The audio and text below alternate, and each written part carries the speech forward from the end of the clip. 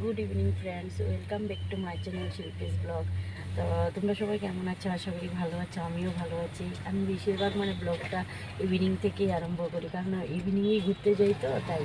তো আজকেরও ব্লগটা একটা ঘুরতে যাওয়ারই ব্লগ। তো কোথায় যাব, কি করব, সবটাই পুরোটা ব্লগ দেখলে বুঝতে পারবে।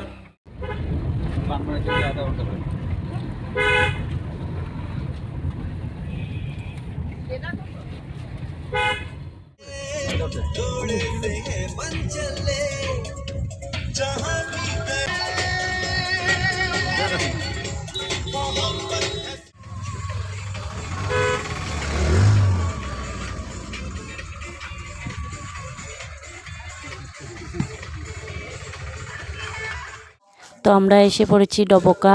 তো ডবকা গোপাল মন্দিরটা দেখতে।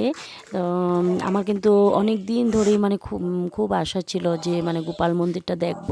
তো আশা হয় না, আসবো আসবো ভাবি, কিন্তু আশা হয় না। তো ঠাকুরেরই কি কৃপা যে আজকে টাইম হয়ে গেল।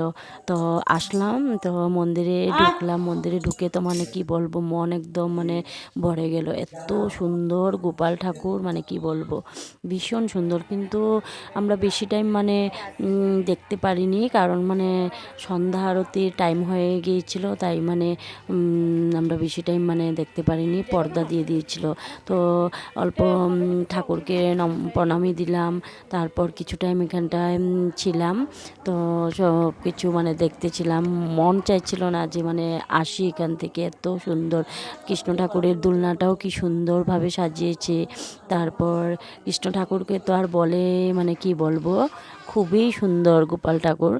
তারপর এদিকে পরের দিন ভোগের যে ভোগ লাগাবে, তো সবজি টবজি কাটা হচ্ছিল, সবাই কাটাকাটি করছে ওখানকার মেয়ে লোকরা মিলে। তো ভালোই লাগছিল এখানটায়। তো আমরা কিছু টাইম এখানে বসলাম, বসে টসে তারপর ওই যে সন্ধ্যা হয়ে গিয়েছে, তো সন্ধ্যা আরতি হবে, তাই পণ্ডিত মশাই বললেন যে 6:30টার সময় সন্ধ্যা আরতি হবে, তাই তখন আসতে। তো আমরা এখান থেকে তারপর চলে আসলাম। চলে এসে সামনেই ছিল রামকৃষ্ণ মন্দির। তো রামকৃষ্ণ মন্দিরেও গেলাম। তো আমরা গিয়েছিলাম কিন্তু আমাদের একজন যার বাপের বাড়িতে ঘুরতে, তাই বাপের বাড়ির সামনেই মন্দিরগুলো ছিল। তো আমার যা বলছে যে চলো মন্দিরগুলো দেখবে, তাই রামকৃষ্ণ মিশনটাও দেখলাম, খুবই সুন্দর ছিল, ভালো লাগলো। তো তারপর এগুলো দেখে টেকে নমস্কার করে এসে যার ঘরে এসে যার বাপের বাড়িতে এসে আর কি চাটা খেলাম। এটার আর ভিডিও উঠালাম না।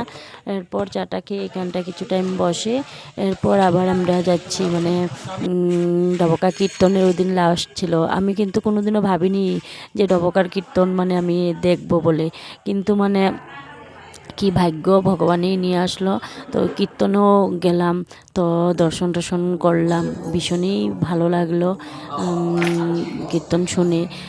তারপর কীর্তনে অল্প টাইম থেকে কীর্তন শুনে টুনে তারপর আমরা আবার প্রসাদ দিচ্ছে বললো। তো আমি তো কি বলবো, কীর্তনে প্রসাদ খেতে এত ভালোবাসি, কি বলবো।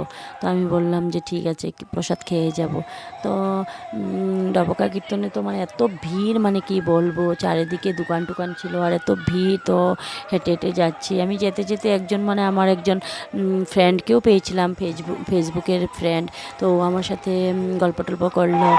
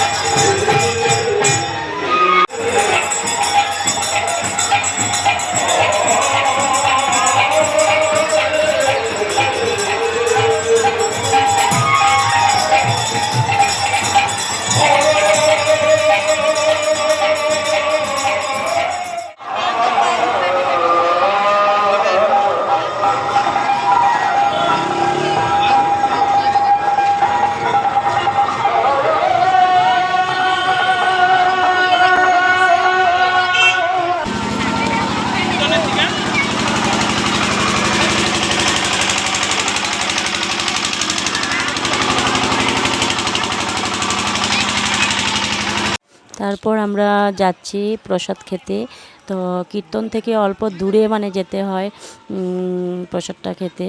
তাই আমরা গিয়ে প্রসাদ খেলাম। তো প্রসাদটা কিন্তু একদম মানে কি বলবো, ভীষণই স্বাদ হয়েছিল, ভীষণই ভালো লাগলো। তো আমরা সবাই মিলে প্রসাদ খেলাম, খেয়ে টেয়ে তারপর মানে আমরা এসে পড়লাম। তো